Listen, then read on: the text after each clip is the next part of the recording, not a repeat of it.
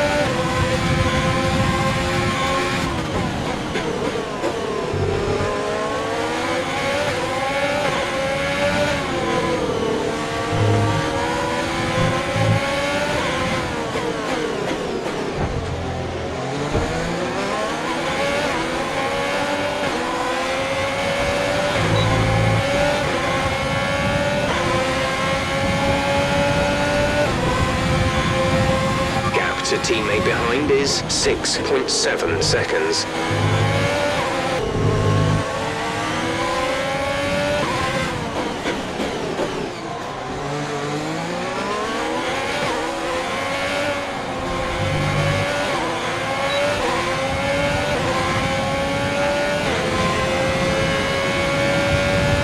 We're boxing this lap. Give us the best in lap you can.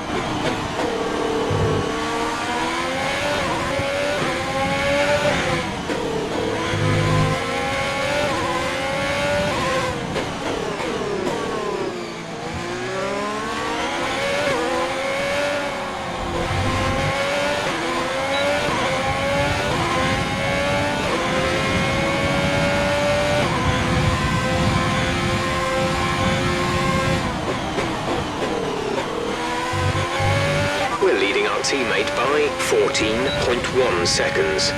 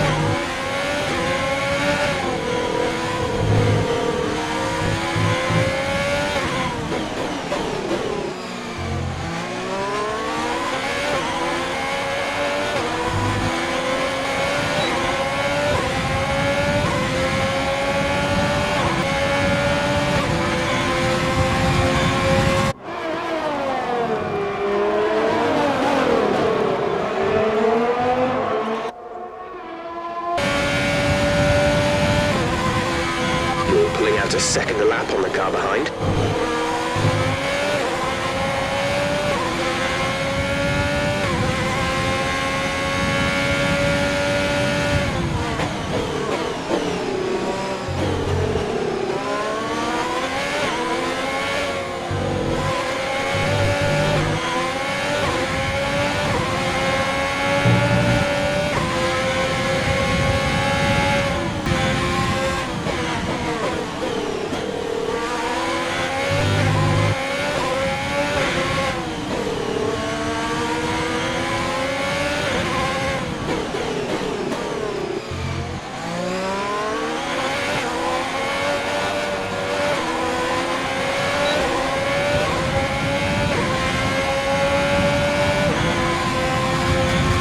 Managing your tyres.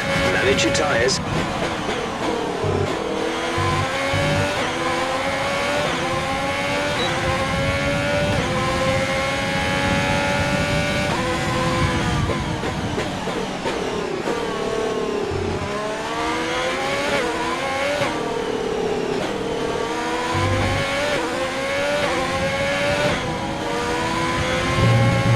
There's 3 laps of fuel remaining. Okay, gap ahead is 10.6 seconds.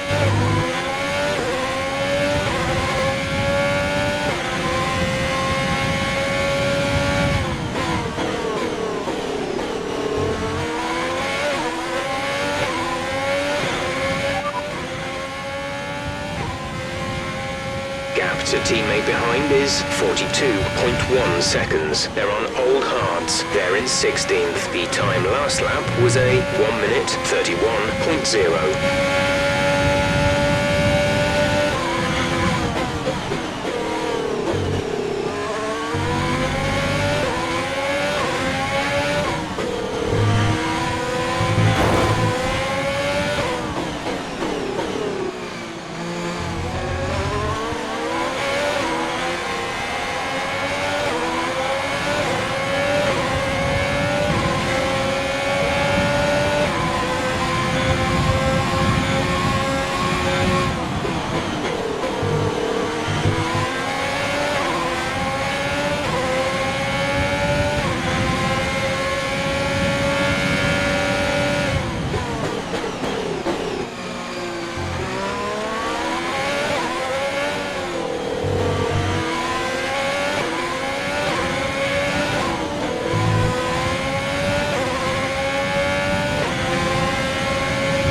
gate clear.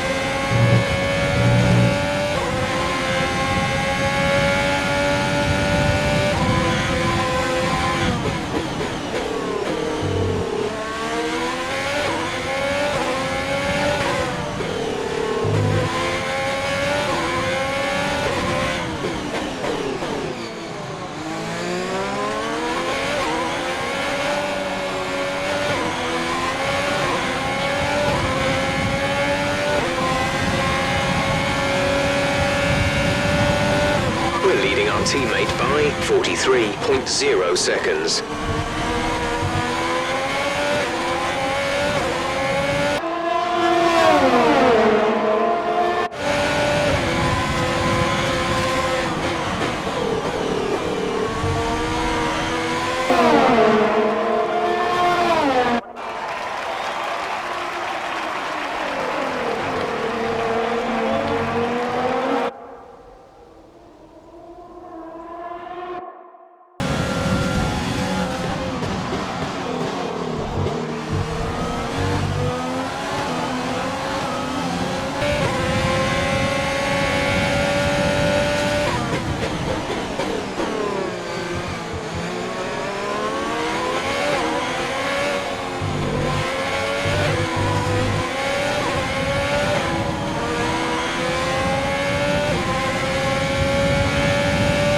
To car in front is 14.7 seconds.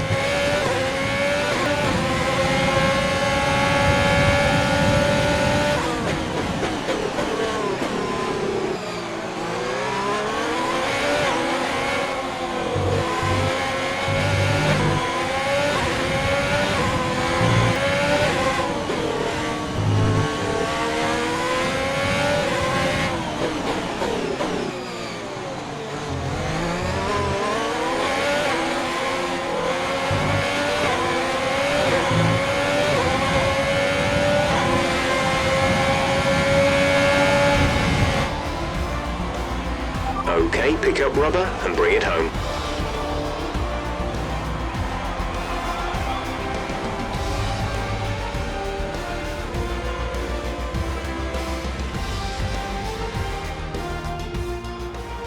A great race then, and a fantastic victory here at Albert Park. Anthony, tell me, what was it that helped them achieve this success? I think that smart tyre management on track and very smooth driving definitely assisted in their victory today. That combination meant they got the absolute maximum out of their tyres at all times. Mercedes are on top form once again after an excellent race weekend. It's great to see them up on that podium once again.